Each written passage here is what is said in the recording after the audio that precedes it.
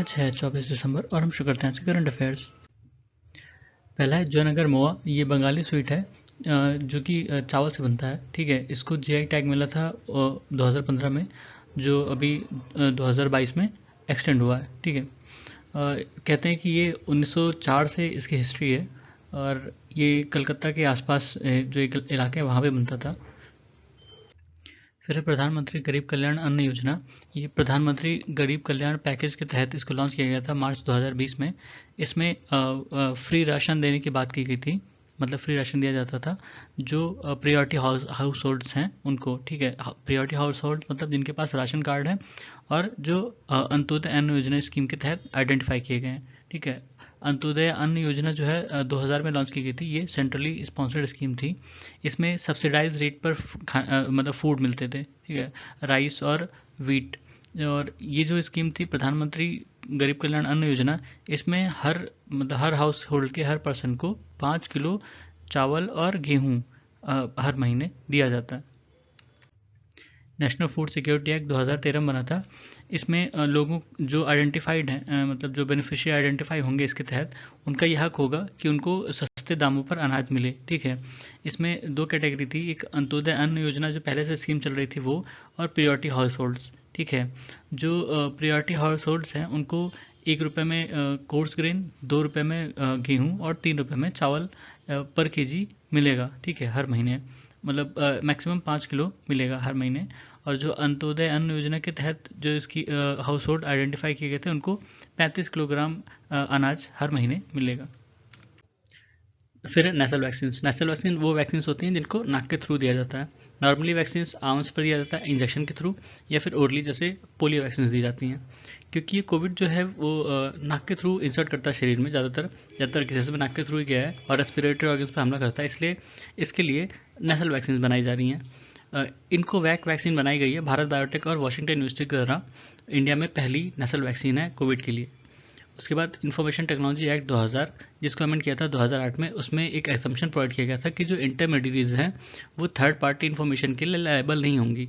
मतलब जैसे किसी ने कुछ पोस्ट कर दिया फेसबुक पर तो उसके लिए फेसबुक जिम्मेदार नहीं होगा, जिसने पोस्ट किया वो जिम्मेदार होगा। ठीक है, इसी के लिए बाद में इंटरमीडिएरी गाइडलाइंस रूल्स 2011 लाए गए थे।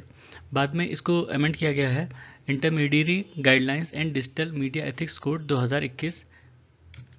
फिर जो 2021 का रूल था उसको अमेंड किया गया है ताकि जो यूज़र का इंटरेस्ट है उसको अच्छे तरीके से प्रोटेक्ट किया जा सके। इसके लिए सोशल मीडिया इंटरमीडिएट्स को उन पर ऑब्लिगेशंस लगाए गए हैं कि आपको ये काम करने पड़ेंगे। जैसे जो हमारे यहाँ आर्टिकल 14, 19 और 21 है, इसकी रिस्पेक्ट करनी पड़ेगी जो सोशल मीडिया इंटरमीडिएट्स हैं, और उनको रीजनेबल एफर्ट लगाना पड़ेगा। अगर कोई भी प्रोहिबिटेड कंटेंट उनके वेबसाइट पर पोस्ट की जाती है तो उसको हटाने में उनको एफर्ट लगाना पड़ेगा, उनको दिखाना पड़ेगा कि हाँ इन्होंने ये स्टेप लिए हैं। ठीक है, और कोई भी इन्फॉर्मेशन जिसके लिए कंप्लेंट की गई है उसको 72 घंटे में हटाना पड़ेगा इनको। और जो उनके पॉलिसी रेगुलेशन के रूल्स और यूज़र एग्रीमेंट होते हैं उनको जितनी हमारे भारतीय भाषाएं 8 शेड्यूल में हैं कॉन्स्टिट्यूशन के, उन हर भाषा में उनको वो मतलब इनका जो पॉलिसी एग्रीमेंट रूल्स वगैरह का जो डॉक्यूमेंट होता है वो पब्लिश करना पड़ेगा। इंडिया में 3695 सेंट्रली प्रोटेक्टेड मॉन्यूमेंट और साइट्स हैं। इसमें से सबसे ज़्यादा यूपी में 743 और उसके बाद तमिलनाडु में 412।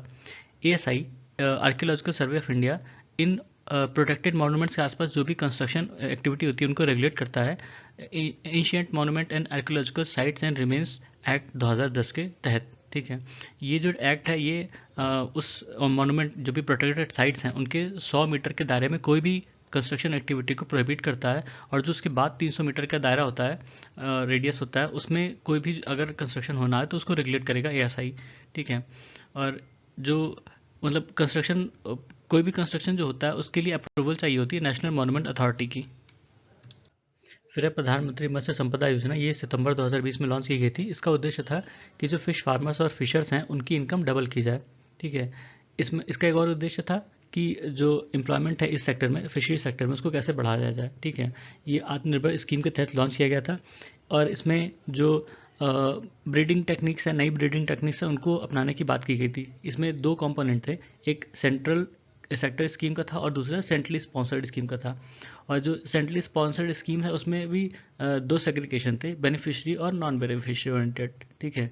उसमें कई चीज़ें थी अलग अलग, जैसे प्रोडक्टिविटी बढ़ाना, post harvest management, fishery management और रेगुलेशन वर्क, ठीक है। ये 5 सालों के लिए था, 2020-21 से 2024-25 तक। उसके बाद ग्रीन स्टील। ग्रीन स्टील का मतलब है कि बिना फॉसिल फ्यूल का इस्तेमाल किए हुए स्टील की मैन्युफैक्चरिंग करना, ठीक है। इससे क्या होगा कि कार्बन फुटप्रिंट कम होगा उस मैन्युफैक्चरिंग में। ऐसा दो तरीके से ऐसा कर सकते हैं, एक ग्रीन हाइड्रोजन का इस्तेमाल करके, दूसरा इलेक्ट्रिक फर्नास का इस्तेमाल करके। उसके बाद है राष्ट्रीय गोकुल मिशन। ये डिपार्टमेंट ऑफ एनिमल हस्बेंड्री द्वारा 2014 में लॉन्च किया गया था, जो इंडिजिनस बोवाइन ब्रीड्स हैं उनको बढ़ावा देने के लिए, उनको कंजर्व करने के लिए। फिर है निर्माण एक्सीलरेटर प्रोग्राम। ये startups incubation and innovation centre IIT Kanpur द्वारा लॉन्च किया गया, जिसको निधि स्कीम, जो कि department of science and technology की स्कीम है, उसके तहत लॉन्च किया गया था। निधि स्कीम का मतलब है national institute for developing and harnessing innovations. ये जो इनोवेशन एंड एंटरप्रेन्योरशिप डिवीजन है department of science and technology का, उसने इसको लॉन्च किया था। इसमें जो स्टार्टअप्स हैं उनको नर्चर किया जाएगा, उनको सपोर्ट किया जाएगा, खासकर जो इनोवेशन सेक्टर में काम कर रहे हैं। फिर ब्यूरो ऑफ इंडियन स्टैंडर्ड, जो कि ब्यूरो ऑफ इंडियन स्टैंडर्ड 2016 के तहत बना है। इसका उद्देश्य है कि इंडिया में जो स्टैंडर्डाइजेशन की एक्टिविटीज़ होती हैं उनको डेवलप करना और क्वालिटी अश्योर करना, जो भी गुड्स और आर्टिकल्स होते हैं उनका।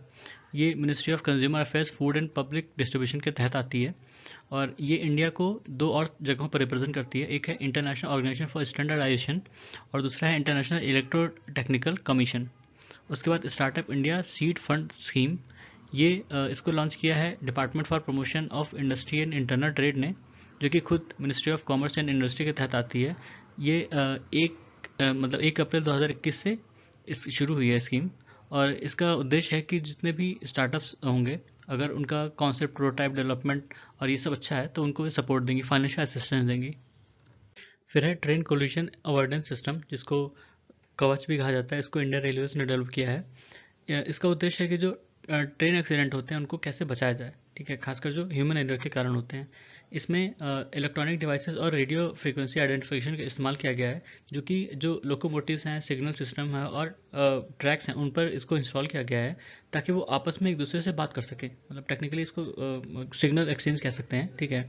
वो आपस में बात करते हैं और इससे वो पता लगाते हैं कि आगे मतलब कैसा सिग्नल है, या जैसे कहते हैं नहीं, रेड सिग्नल है या ग्रीन सिग्नल है, ठीक है। तो उस हिसाब से वो जो ब्रेक्स होते हैं, उनकी स्पीड होती है लोकोमोटिव्स की, उसको कंट्रोल कर सकती हैं या ब्रेक अप्लाई भी कर सकती हैं जब ज़रूरत पड़ेगी, ठीक है। तो ये था आज का हमारा करंट अफेयर्स। सुनने के लिए धन्यवाद।